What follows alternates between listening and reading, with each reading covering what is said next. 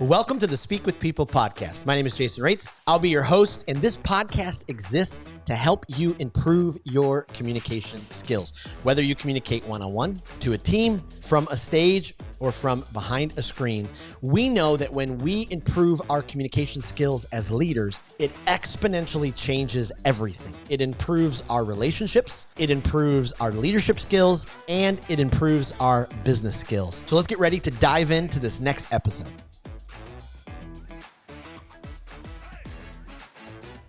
Do you ever feel left behind from your coworkers when they're absolutely crushing it in the meetings or the sales presentations when they're speaking in public? Do you wish you could get up in front and speak with confidence, clarity, and in a captivating way, even if you're just giving an update at a team meeting? Well, how can you take the necessary steps to improve? And can anyone learn these skills?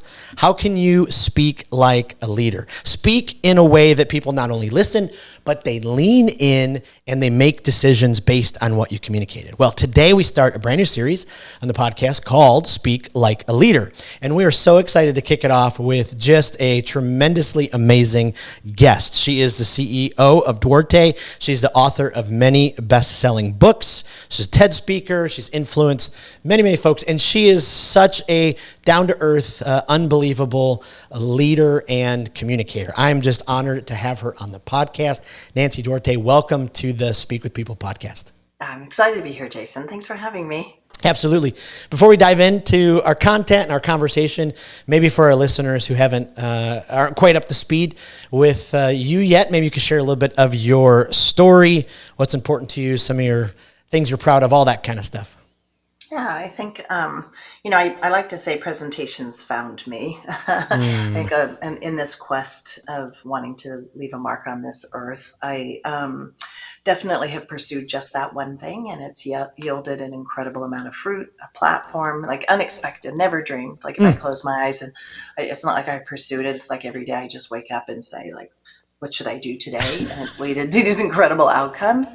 Yes. But yeah, I have a company in the Silicon Valley, a very antithesis of traditional Silicon Valley, female owned, fully bootstrapped, never taken outside capital or anything like that. And we've just been doing this since 1988, and wow. I'm still having fun.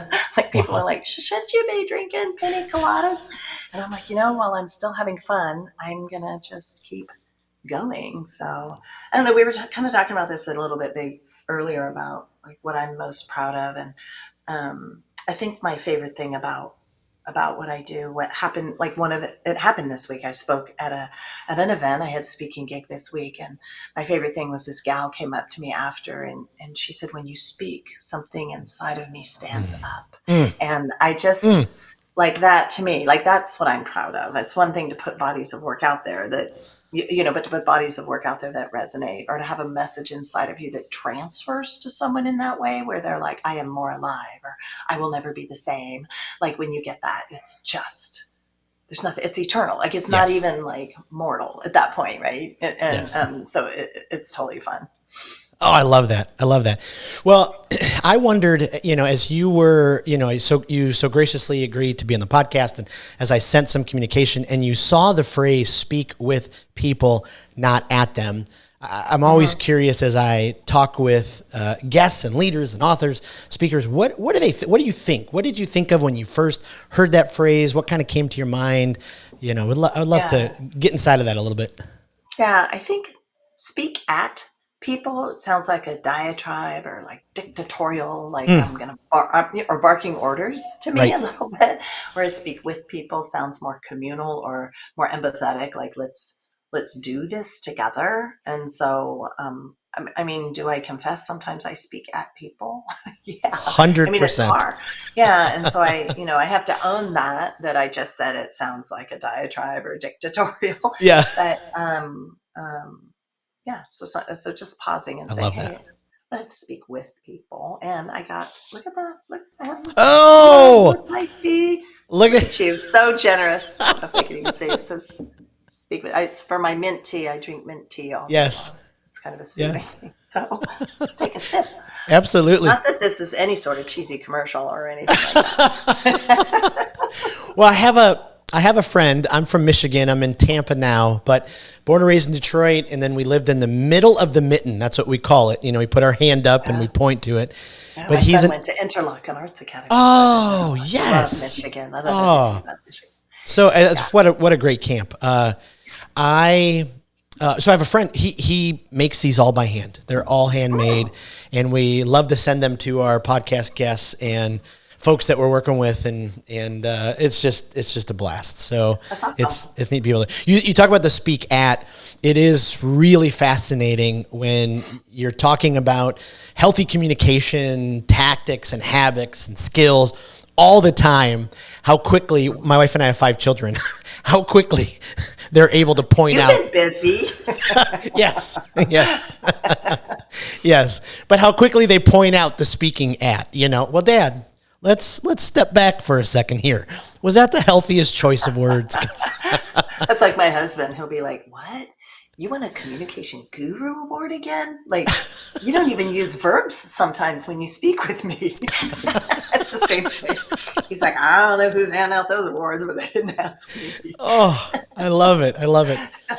Well, we have listeners who are professional speakers. I've been on stages Cool. for a long time, but a giant part of our listeners are what I like to call the everyday leaders. They're going into the office, they're doing Zoom trainings, they're doing updates, they're doing sales presentations that they watch maybe other coworkers do, and they just think, "Oh, if I could just improve, just a few steps." How could you kind of take us through maybe some actionable steps, for those leaders to go, okay, this is something you can do. Here are some steps that would really propel your speaking and your leadership. Yeah, that's amazing. I think that because speakers get nervous, they get scared. A lot Mm, of times it becomes a lot about me. Like it's like, oh, and I think if you flip the script and say, look, you're not really the star of the show. They're just there to get what they need from you. It's really a yeah. lot about the audience.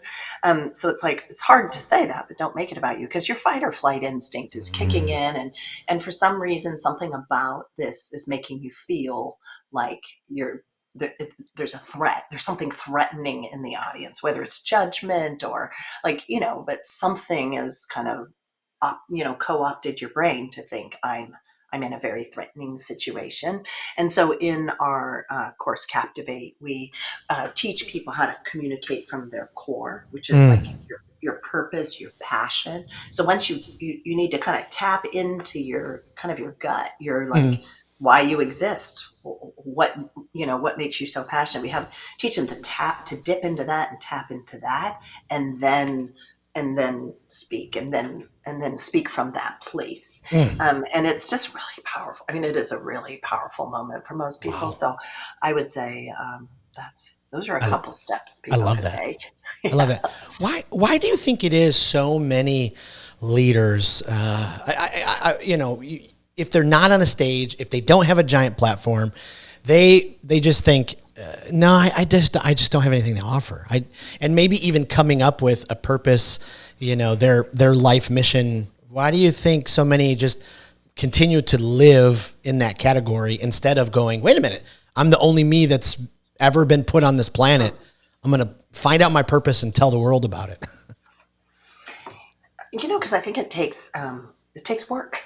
It Mm, takes it takes honesty. It takes self evaluation. It takes what's interesting to me a little bit too is it's almost the opposite is true. So there's people who it's so tough to get them to want to be on the stage, but I think their messages are some of the most important we need to mm, hear.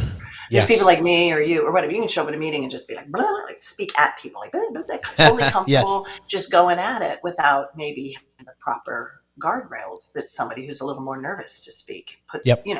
they're nervous to speak because they have proper guardrails. We can just blather because maybe we need some guardrails. So it's not, it's very interesting. And I think that some people are afraid to really ask themselves, why am I here? How can I create meaning? Mm, What is it something, because if you're not passionate about the subject matter that you're talking about, we ask them to think of something. Maybe it's their kids, maybe it's their this, maybe it's that. Just tap into this thing that brings you meaning and have it ground you yep. before you create your content or before you walk on stage. So I think that's a place people don't get permission to go to during work hours. Mm, I think you're just supposed to show up and be professional. And I think that it's almost like people who segment their personal life from their work life have a hard time kind of tapping into purpose and meaning and things like that. But absolutely. we think it's important. Our method would say that's a very important step. Absolutely. I was just on a podcast named Productive Joy. And I Oh, I thought, love oh, that name. what a great name. And the host, she asked such great questions about how do you get to that place in your work where, you're just experiencing joy, whether it's, doing an update in the team meeting or submitting the P&L, whatever it is. That's I mean, nice. it's such a powerful place to get to. As we think about the leader who's sitting in a team meeting, hoping the boss doesn't call on them, to stand up in front of the team and say, hey, give us an update. Why do you think it's important? I guess I live under the premise that every one of us has the ability to be able to do that and do it without our knees buckling, sweat rolling down. We may never all be Simon Sinek, but we can all be us and be able to communicate and speak like a leader. Yeah. What encouragement would you give for some leaders, to be able to apply themselves that way? Yeah, I love that you brought it up that it's in a meeting, because sometimes people hear public speaking and they're like, well, I don't go on stages, so I don't Right. need to work. I'm not a public speaker. But I think some of the most critical moments of communication are so if public speaking is one to many, you could call a meeting one to one, and you can call a little like a one-on-one, you call a one-to-one, and a one-to-few is a meeting situation. And Mm, that to me is one of the most critical communication mechanisms at work, because so many decisions are made, so many things advance in a meeting, right? yes. And so what needs to happen is they need to believe in their idea enough. So, like, speak up for the sake of your idea, Ooh, because I think so many people who are a little nervous to speak, some of them come from what I would call STEM jobs, right? And they're just like, look, let me just do my research, or let me just dig into a spreadsheet. Like, why do I have to yeah. stand and deliver? And it's because those deeper thinkers have the answers, but they don't get the table very often, right? The Yes. ones that barely speak are the ones usually we need to hear from the most. Mm, And so I think I would just encourage them to do it for the sake of the idea, or the sake for the action the room needs to mm. take in service of your idea. So, God, I implore the people listening to, or do it for the sake of the organization if you love the organization, or the sake of your career. Goodness sakes, like, you Yes. want to increase your wallet, speak up and have answers, and it'll increase your wallet, and it'll increase the profit and revenue of the company you serve. And that's so true. I've read so many, whether it's a Harvard Business Review article or whatever research it is, for the employees, for the team members who they learn how to effectively communicate. They do it in a way that people start to listen. It seems like promotions, advancements, like you just talked about, more money, Yeah. those kind of things come to them.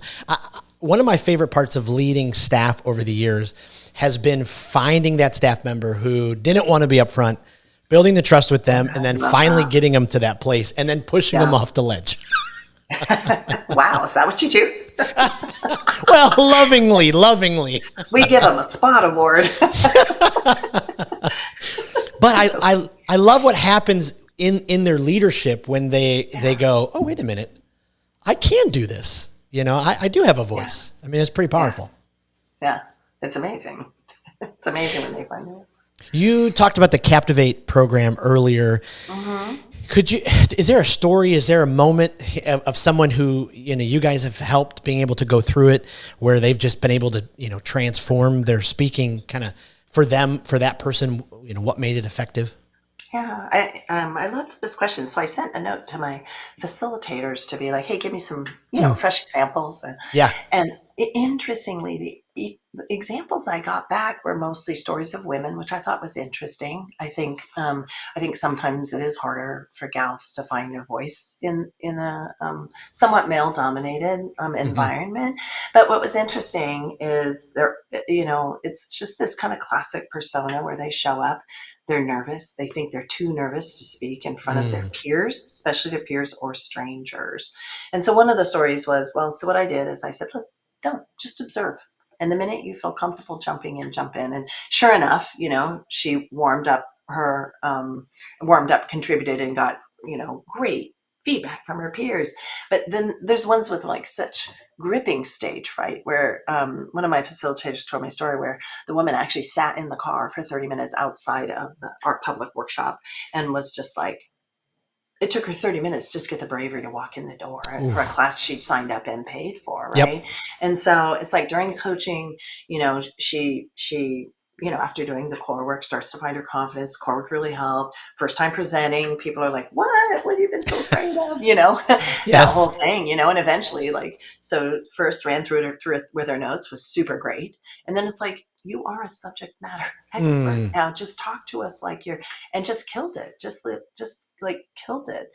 And so, and then when she left, it was like, oh my gosh, I can't believe it. I'm going to keep practicing, and that's the Yep. best thing. Because I think once they get over it, they start to see the power of what's coming out of their mouths and the Yes. interest in the audience. Like it's just getting over that first bit. And I do think our workshops create this, relatively fun, very safe environment where whether you're there with your peers, which sometimes is more intimidating than being there with strangers, but either way, I think people really get to work on their stuff, like Mm. their personal stuff, but also their delivery, their content and delivery, which is super good. Yeah, I love that. I was doing a podcast interview last night, actually, for a woman who was one of the first in her field in oil and gas to become Wow. a vice president. Yeah, for this Fortune 200 company in Texas, and Of she's course.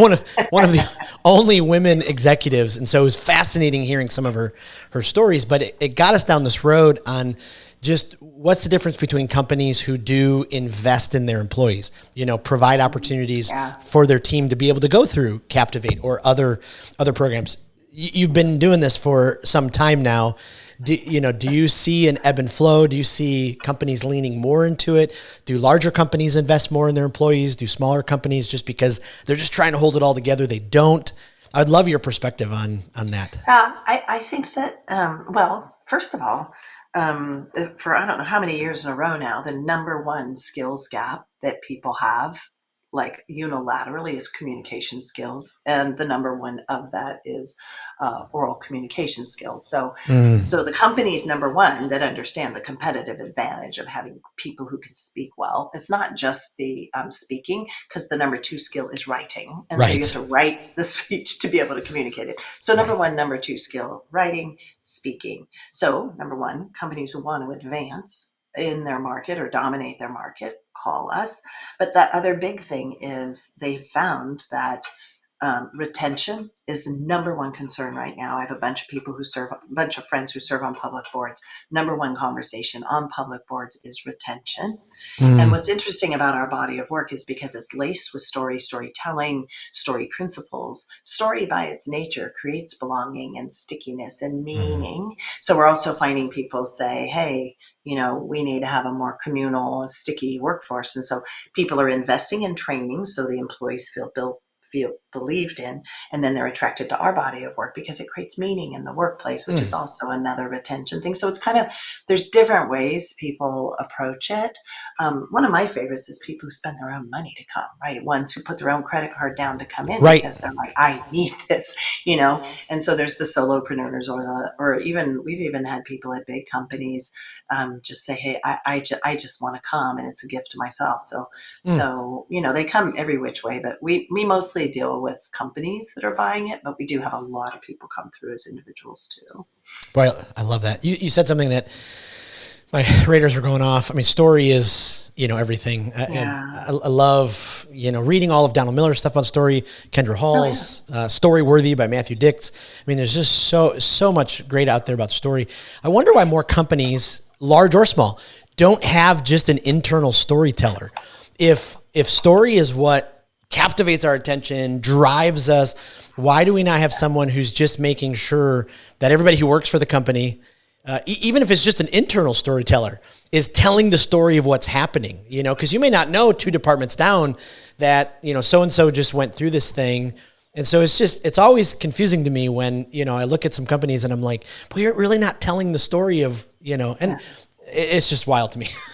It is interesting because the story of the company kind of falls into this no man's land. Either the Right. executive team owns it, some think marketing owns it, some would think HR owns it because it might be touchy-feely values and stuff like that. And so the greater companies do have chief storytellers. Yes. Microsoft has had that. Nike has that. Atlassian has it. Like, there are chief storytellers. I do think that the CEO of any company should be a chief storyteller. It should model the nature. However, the CEO models how communication should be done, that's the company will follow. And so there is a systemic way to get story to be systemic at the company. Yes. Yes. Do you see a switch in communication? I worked in an MBA years ago, and one of our classes, they handed us the classic Primal Leadership by Daniel Goleman. And up until that point, I had kind of experienced leadership and communication from a heavy fist. The people above me, if they communicated, it was in a heavy way. It was you got to get this done. And then I read this book, and it was like, wait a minute, we can actually tap into people's positive emotions, and they'll be more productive. They'll love their jobs more. Do you have hope, for where we're going company wise? Do you think that's changed? I'd love your perspective as you work with companies. It's hard. Every company has a set of goals, right? And it's to change millions of lives. It's to reach a financial goal so they can pay out profit sharing or whatever. There's a set of goals. And I do believe most everyone's goals are altruistic. But there is a balance, right? It is more work to tap it, to plan right before a meeting, think about who's in the room.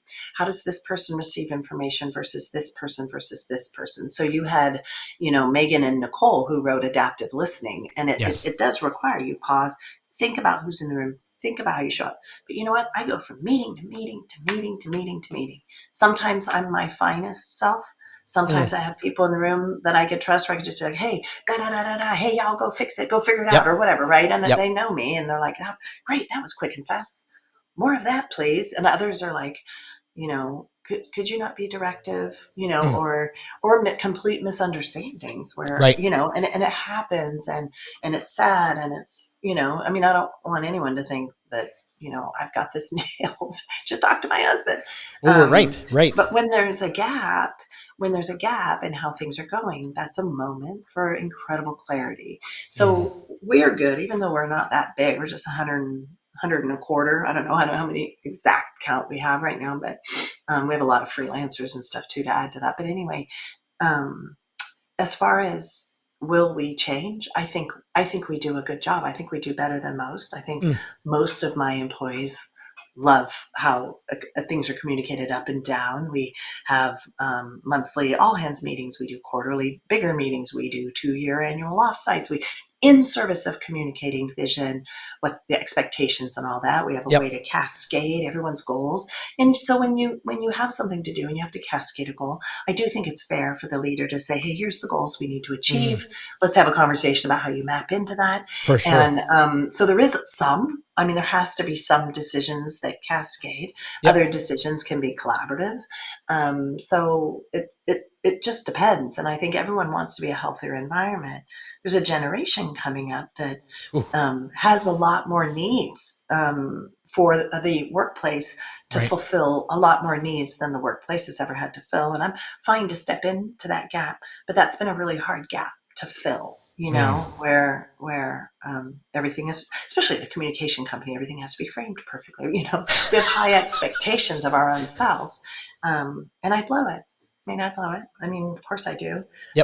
Just because the speed in which I work and the volume just of meetings, like when am I supposed to actually get my job done? And so I think I would say if you're a leader, be kind to yourself. We can't do it perfect. I think sometimes the only time I go to bed crying in my pillow is when I didn't communicate well, and it either caused someone pain or it cost them time, because time is my love language. And I'm like, oh, I didn't communicate well. Oh my gosh, that took you 20 hours. I thought that was an hour-long ask. And that'll actually make me cry weirdly, because I'm like, oh my God, you could have been so much more productive. And I came between you and productivity. Yeah. Actually, it's so weird, only because that hits a nerve because of time being my love language. But that is probably the only thing that really brings me to my knees, is when there's been a gap Yes. in my intent and how I communicated it, and then how it was received. And I think that should give every leader pause. I Yes. think if it did, we wouldn't have politicians screaming at each other. We'd conscientiously think of those we're speaking to and make it about them and not about your adversary. It's just, Yeah. So anyway, there's just a lot there. I love that question. Oh, so good. It's I'm going to pick up your mug and drink from it, because I like that Perfect. question so much, Jason. Well, as you talk about that, it's so fascinating. You turn on, whatever media it is, and the civility. Shola Richards is one of my favorite communicators on the planet. He talks a lot about civility, and especially in politics, the civility just, to me, it seems like it's gone. How can we get to a place where our words are laced with respect and kindness? Like you talk about, we're all humans. We're going to make mistakes. But if the foundation is healthy, if our inner world is healthy, when those moments come up where, oh, I cannot believe I hurt someone. How did that come out of my mouth? I think they will, our team will know us well enough to be able to accept our apology, to be able to say, boy, I missed the so mark. Much power in the spoken word. I think that's what, makes your work my work. So powerful, and there's power to build and power to tear down. So when I know I said or did something that I unintentionally, I've never enter a meeting and be like, I'm gonna tear you down. Yep. But just knowing that one simple thing can do that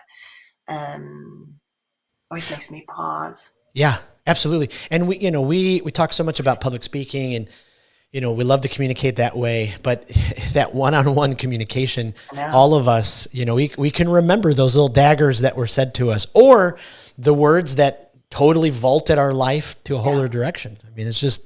And it's always nice when you get a dagger to clarify and be like, that feels a bit like a dagger. And that helps the other person. They're like, oh my God. Because then you get to intent. They're like, right. Oh, that hurt your feelings. I'm so sorry. Oh my gosh, let me clarify or whatever. Right. But not a lot of people have a bravery to do that. Ask that of their leader and be like, wait a minute, that stings. Can we chat about that? Yes. But, well, and that's why I loved Nicole and Megan's book, Adaptive Listening, so much, because I love the said listening style. If you... we talk a lot about DISC in companies, working genius. I mean, we have all the different type, they're all there, Enneagram. But with listening, if what a crazy reality. For whatever reason, I found myself doing lots of communication skills training for people in the financial industry. So financial advisors, licensed bankers. And it turns out that they really want to be good at communication skills, because they're dealing with people's money and all of that kind of stuff. But I recommend the adaptive listening and the said listening style because I'm like, as you listen to your client, they're listening in a different way you are, and it's just so important to be able to have the right filter and the right. Yeah, and we've bought into it systemically as a company. So I mean, it wasn't intentionally built this way, but they're like, oh my God, when you start to recognize, oh, you want me to be a support listener, or oh, you're wanting me to discern right now. Now we can use shorthand. They're like, yeah. Oh, I should have told you. Yes. You can actually define hey, this is why I want you to listen to me. Right. And it brings so much clarity. And then I shut my mouth. Yep. If you don't want me to advance your thing and you just want me to immerse, I'll just sit here and nod and smile and listen and think, and it just it helps me. Oh my gosh. Because every time I'm in a meeting, my baseline is you want me to advance. You're only coming to me if you want me to advance it or discern it. And so it's been very helpful for me. Changed me. I love that. Well, swinging back towards this idea of speaking like a leader, being able to speak with confidence, kind of in a captivating way. So many communicators, the nerves hit them right off the bat. The knees buckle, the sweat starts to roll. What if I'm going to say something the wrong way? techniques you can give to help, our listeners just combat those nerves, that anxiety? Yeah, it is that fight or flight, like we were talking about. It's like, and I've only gotten really nervous a few times. One of the times was I was heavily medicated, so I think it was the acetaminophen. Yeah. And then other times it's just the scale of the people in the audience. Like, and one time it was like James Cameron was like right there, and I'm talking about story, and I'm like, but then sometimes just randomly I'll get just nervous. So I advise my advice. I have a blog and a LinkedIn article about your pre-talk ritual. So if you do find out my name and the words pre-talk ritual, that to me is one of the most important things to figure out what yours is. So I interviewed a bunch of public speakers, and some of them were like, yeah, I play heavy metal music, and and I swing my head around, and another one's like, yeah, I briskly walk around the convention center, and sometimes I jump forward, like, these Yes. kind of like psych yourself up pre-talk rituals. Others were like, I'm very quiet. I still myself. I meditate. I listen to calming music, whatever. Yep. I tend to already be a little over the top in my energy. So I do calming things. Like when I'm at a gig and there's a green room and everyone's in there talking and laughing, and like I'll fly by, and if all the people are in there not calming themselves down, I don't go in. I find a very dark corner somewhere, face the corner. I breathe. I visualize. I imagine myself delivering it to the audience. I picture the audience. I picture how I'm going to look them in the eye. What do they look like? I picture them caring about me. I picture them being very interested in what I'm about to say. And then I'm mostly there to just ground myself. And that's what I need. It's what I need. I'm not because I'm nervous even. It's just because that's what I have to do. I did this one thing. So after I interviewed these, it was mostly guys that wanted to beat their head and do the music. And so I tried it. All I did was some power poses. I was backstage, massive medical company, massive biotech company. And I just did some like stretches, and I kind of did like, I touched my toes up, down, 3 times. That's it. I just did that. That's all I did. Walked on stage. Well, I did have a hot flash during it, but anyway, I'm on the stage, think pretty much killed it, fell right within the time frame. But at one point I took my coat off and set it on the chair on the stage. And I get a call. The customer is like, calls my assistant, is like, we are actually very concerned about Nancy. We think she might be sick. She was chuffing in the microphone. And it was just because I did a little bit of one thing that got my heart rate up. And I shouldn't have. And so it was like, lesson learned. I gave him a huge discount on my speaking fee. And, because I was like, no, they were like, she even threw the microphone across the stage. I'm like, what? I'm like, so I had, anyway, the speaking bureau watched the video, and they're like, we didn't see any of this stuff. I think they just want a discount on your fee. I'm like, yeah, just give it to them for free. I don't even care. Like, I don't. Anyway, it was just weird. But yeah, so make sure you know your own pre-talk ritual, and only do that.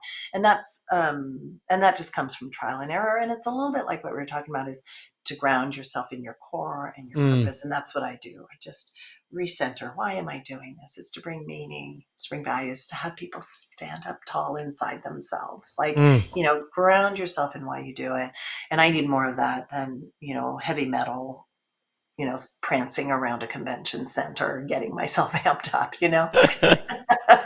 Yes. So. Yes. I listen to Hootie and the Blowfish. They are my band. My office wall, I have a whole... something super funny. Sometimes if someone says watches, it's funny, I just save it. And sometimes that will change my chemistry. But you have a whole wall what? I have a whole Hootie wall. So I am... Oh my gosh. I know. I'm all in when it comes to Hootie. That's awesome. Well, hey, last question, and maybe more of a selfish question, but, I've started to speak with people a year and a half ago. We're helping leaders improve their communication skills so they can expand their influence. Our premise with speaking with people is healthy communication is oxygen for our relationships and our leadership. So when you speak into people, you breathe life. It's healthy communication. When you speak at people, you suck the life out of them. And it's unhealthy communication. Awesome. So we're doing our best to, give leaders those skills, whether it's one-on-one, on a stage, to a team, or from a screen. So that's kind of our framework. That's awesome. Is there any advice you would just give a young business? Well, I'm not so young, but the business is young, as the gray hair attests to. I'm not young either. Apparently, I was at a speaking gig, and a wee young pup that could almost be my grandson was like, how old are you? And I was like, that's either a compliment or I should be concerned. Sorry about that. So repeat your question. You want me to give one piece of advice for? Yeah, piece of advice for, a young business, especially in the content, thought world, as we're developing courses, programs, as I go out and speak. And our dream is to eventually have a team of speakers and a team of podcast hosts. And we've got a giant vision, but we're just, we're trying to do the best we can to help people now. So I'd love any advice that you would have. Yeah, I think I would say that to really understand empathy, if I was to leave with one nugget, and at Duarte, we define empathy as know yourself and kind of love thyself, right? Accept thyself. Know yourself, understand others, and adapt to them, which is very much what you believe in. And I think if leaders can do that, I'm a little bit slow on the uptake on adapting, but I try, right? And at least start to try. So I would say it's be empathy centric, which I'll say it again. It means know yourself well, understand others so you can adapt to them. That would be my one big tip to the leaders and communicators here. Right, I love it. Let me ask you just a few rapid fire questions. Sure. And we're building this library for leaders, and so we'd love to get that going. I dropped my pen there. This is a tough question. Do you have a favorite speaker who you just, every time they communicate, you just go back to and go, wow, love how they filled my cup, all that kind of stuff? I do. It's Scott Harrison. He's featured in every one of my books, and I love him as a human. I love his story. But it's been so weird. I'll be writing a book or doing, like when I was writing Data Story, I'm a member of the WELL, which is this support group, financial support group. And I went and I was like, oh my God, he didn't even read my book. And he exactly built a data story and presented it exactly how I said you should in the book. So I'm always like, dang, okay, he just fed me a case study. And he always lets me print his stuff. So I was happy. So it's definitely Scott Harrison. Wow, I love that. Okay, is there a podcast, either guilty pleasure or leadership development, that just a go-to for you? So if it's guilty pleasure, I love the All In podcast. I stay on top of everything in social situations. You can tell who listens to it too, because they're like blah blah blah blah. And then the other one that's really good is Masters of Scale. If people don't listen to that, it's very good, especially if you're building a business. I love that. And then lastly, is there a leadership book that if there's any other book the leader should read, this is the book that you recommend? It's funny. I just got a post, and it sounds really weird because I would say it's like Jim Collins, Good to Great, How the Mighty, everything Jim Collins has ever written, blah, blah, blah. That would be my normal answer. But in thinking about it, and I've never done this, but I want to kind of point to my own work because we're starting to see incredible traction. I think right now with data and Data Story is specifically written for leaders. And how do you teach your company to communicate data so decisions can be made quicker? How do you shape it in the shape of a story? We are seeing a very big void there. And so I'm going to say that book. And then other book I co-authored with Patty Sanchez is powerful. It's Illuminate. It's what's the shape of a movement when you're trying to transform your org. We're being hit with so much stuff right now. Financial crisis. We've got this emergence of technology that's new. There's so many things right now are needing leaders to show up and communicate in a way that drives change. And so I've never literally ever pointed to my own books, but today I just really felt like I wanted to do that. I love it. For this particular audience, I'm going to recommend my own books and adaptive listening. Pick that one up. Yes. They may have already figured that one out. Yes, I love it. And I mean, this one has been my go-to for many years. Resonate. And so I've recommended it to so many clients. And, so good. Well, what's the best place people can find you online? Where can we point people to? I'm on LinkedIn. Duarte.com is the website. At Nancy Duarte on Twitter, or it's at Duarte to see the company. But Duarte.com is probably the best place. There's tons of free stuff up there. There's a section called resources, and people can get free book. They can get Resonate, a free multimedia version of Resonate up there. Slide docs. There's books up there that are free. I mean, it's just videos up there that are free. So that's a great. If people really enjoyed it, they could just gobble up a bunch of free stuff up there. I love it. Well, thank you again, Nancy. This was such an honor. So appreciate you being on the podcast and looking forward to the future. I had a good time. Thanks, Jason. Absolutely. Well, thank you for joining us on another episode of the Speak with People podcast. We hope that you were encouraged. We hope that you were inspired and challenged to improve your communication skills. I want to thank you again for being a part of the Speak with People podcast community. Make sure you don't miss out on being a part of the Speak with People Facebook community group. Just head to Facebook, type in Speak with People, scroll down and join our community, because every single day we're encouraging each other, we're helping each other to improve our communication skills. Thanks again, and we'll see you in the next episode.